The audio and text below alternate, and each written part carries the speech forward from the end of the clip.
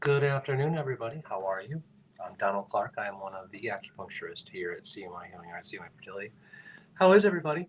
We are we're at the end of February, and we've just been locked in up here with some snow. And we had a couple days of thaw, but mostly it's just been brutal snow. And on this day, it's no exception. We have lots of wind and snow. So today, I'm going to talk a little bit about what things that you can do or what to expect or um, readying yourself for spring. And here it comes. We're about a month away from the official spring date on the calendar, I believe. I think so. However, that being said, we'll start to see some signs of spring, right? So like the days are getting longer. Here it used to be dark at 4:30, 5 o'clock, and now it is light up until 6 or 6:30. So the days are getting longer.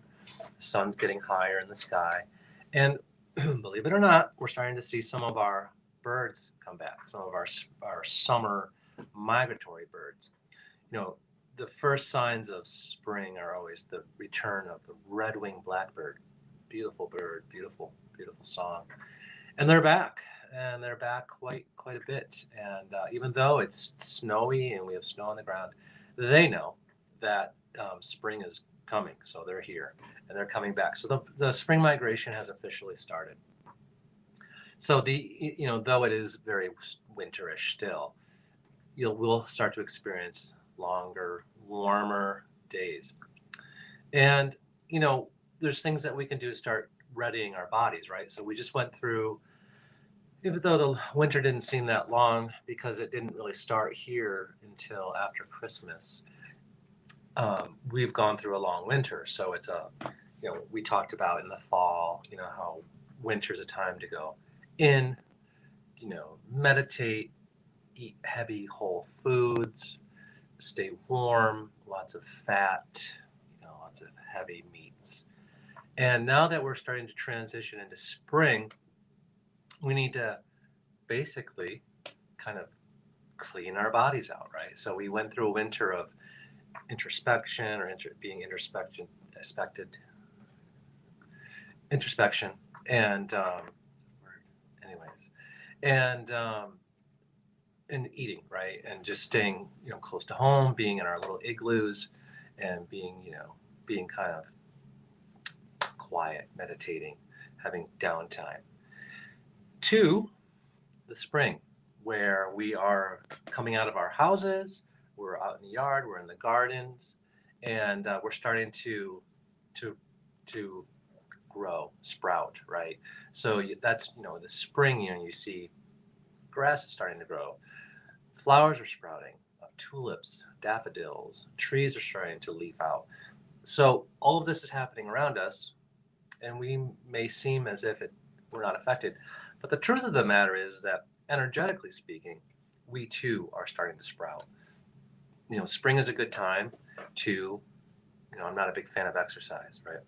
But spring is a good time to do some light exercise, right? We went through the winter kind of just staying in place and staying, quiet.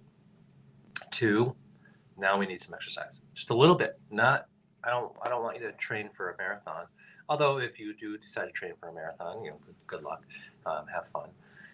But mild exercise is a good time. In the spring, is a good time to do some mild exercise. Get out and walk. Go for a walk on the block. Get into your garden. Start preparing to grow food or flowers or whatnot. And but we also need to clean our bodies, right? We need to, like, not, I would say cleanse, but I don't want anybody to go on a cleansing diet, right? Unless they are under the supervision of an acupuncturist, or some healthcare professional that can monitor you. But spring is a good time to do that. Our livers and our gallbladders are the two organ systems that are affected most by the winter with the heavy foods, right? And so we want to clean those out a little bit. So spring is a good time to eat lightly. Try not to eat a lot of heavy meals. If you're keto and you're straight keto, then stay straight keto and continue on that path. But for those that are in between or on another diet, This is for you all, and as well as for people that are on keto as well. But it's a good time to eat, light. It's time to eat fresh.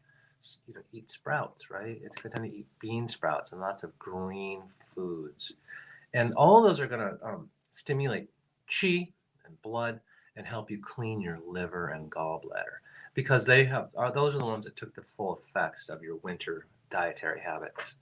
And strawberries are good to help with cleansing the body, and lemons and limes, anything that's astringent, it's going to help, you know, squeeze it out of you. So at the same time, when you're eating lots of leafy greens and green vegetables and eating lighter meats, not so heavy, and incorporating lemons and limes and maybe a strawberry or two, what that's going to do is it's going to help your body start to adjust into the spring environment, which is a totally different environment. And so your eating habits need to change now. And doing these simple things are going to help your body transition much easier than if you went, if you just stayed where you're at, or continue to eat empty calories or fast foods. That's just going to catch up to you eventually. And we all know that when we go into after spring, we go into summer, and that's when it gets really hot, and that's when heat becomes an issue in the body. So that's why it's important to remove the stagnation of the gallbladder and of the liver in the spring. Now, I've talked about this quite extensively in the past, but one of the biggest threats in the spring, excuse me, is wind, and I've talked about that a lot. And so you need to make sure you don't become affected by the wind. It's been a horribly windy winter in upstate New York, and something tells me it's been a horribly windy winter all around the world, really, all around the continental United States, for sure. And but typically, traditionally, spring is a time for wind. And so if it's been windy as of late, it's really going to kick in here in the next few weeks. So make sure, you stay out of the wind, bundle up, don't get caught off guard, don't get chilled, don't let that wind in. And the reason we're susceptible to it a little bit more now is because of our livers and gallbladders being overburdened by our winter dietary habits. It's okay. I mean, you eat accordingly. You can't eat, beans and rice and um, kale all winter and stay warm, right? So you need to eat higher iron foods, higher protein, higher fat foods to stay warm. But now we're going into the warmer months, so you can get away with eating lighter. And so the burdens associated with our gallbladders and the livers. Unfortunately, one of the side effects to that, a heavy liver and gallbladder, is wind in the body. So we don't want the creation of wind in the body, and we don't want to be subject to wind outside. So it's important, to eat lighter broths. I love broths, but you have to remember it's only spring, right? So you can't switch over to a summer pattern, as of yet. So you just gotta eat lighter, right? You need to start squeezing some of those heavy, um, heavy liver, heavy gallbladder toxicities out of your body. And like I said, there's a bunch of tonification, or a bunch of diets, detoxing that you can do that will help you with all that. I'm not going to get into it right now, but if you do choose to do one, I do recommend that you do it under the supervision of a healthcare provider, just so that they can keep an eye on you. At least they know what you're doing and they can check in on you. Try not to go it alone on a fast or a cleanse.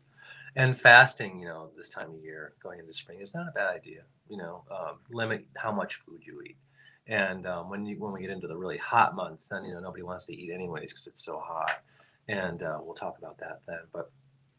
But yeah, fasting right now is not a bad idea, and or limiting how much food you eat during the day, 2 meals a day, 1 meal a day. It's truly up to you.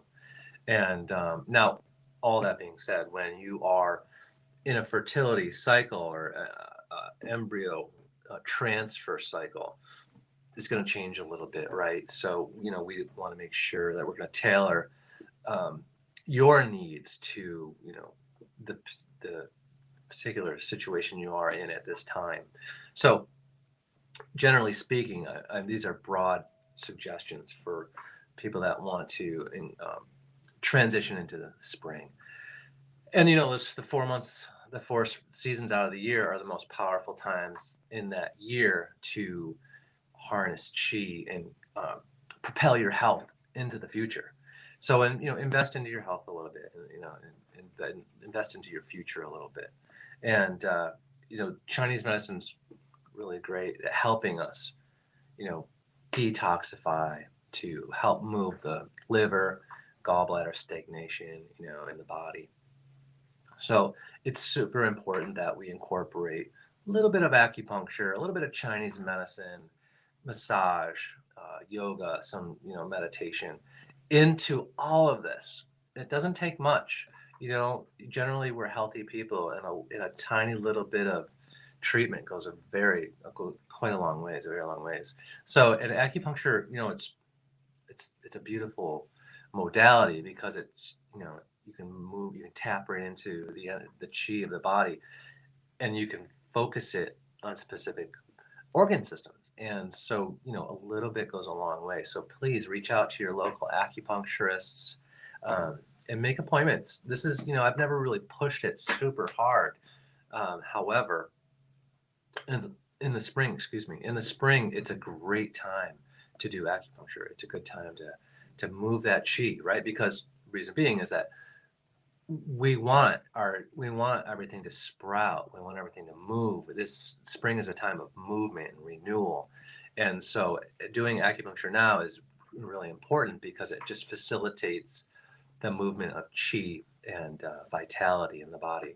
So, everything that you do now is just gonna, it's just gonna, capitalize in the summer months. And then as you move forward, so 4 times a year, 4 seasons a year, that's the most important time to have acupuncture, Chinese medicine, invest in your future. It's the seasons, the shift of the chi outside is what really affects us the most.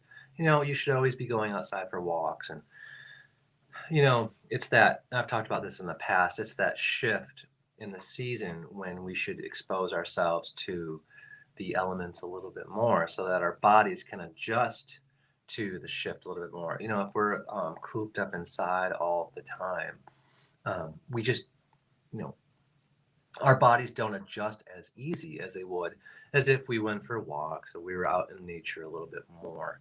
So I do encourage people to get out, enjoy nature, do a little bit of exercise, get into the yard, start preparing for the growing season because here it comes. And I am going to do a little talk on preparing food and growing food, and how the importance of that and the importance of organic fresh foods. And that'll be right around before Memorial Day, obviously, but or a little later in the spring, not right off the bat. I hope this helps everybody. I'm sure everyone is doing great. We talked last time about cold and getting chilled and how to avoid that and what to do if you do get chilled. Now we're moving away from that because it's not as cold out, and we're moving into spring, wind, heavy gallbladder and liver. So, start to do some cleansing, start to do some exercising, lemons, limes, light foods, bean sprouts, and start to invigorate the chi and blood coursing through those organ systems, the liver and the gallbladder. And those are going to remove, the toxins and the heaviness of those organs. And then you'll transfer into spring and you'll feel lighter, right? I mean, you'll feel better. You'll feel lighter. You won't be so groggy, right? This is the time to be groggy. It's dark and cold and we're bundled up, but that's not happening anymore. So we're going to transition. We're a little early. We're a couple weeks early, but it's happening and it's going to happen fast. And the reason I know that, the red-winged blackbirds are back, and they only come back when it's going to start to get nice. So take care of yourselves, and I hope this helps, and I will talk to you guys next week. Thank you.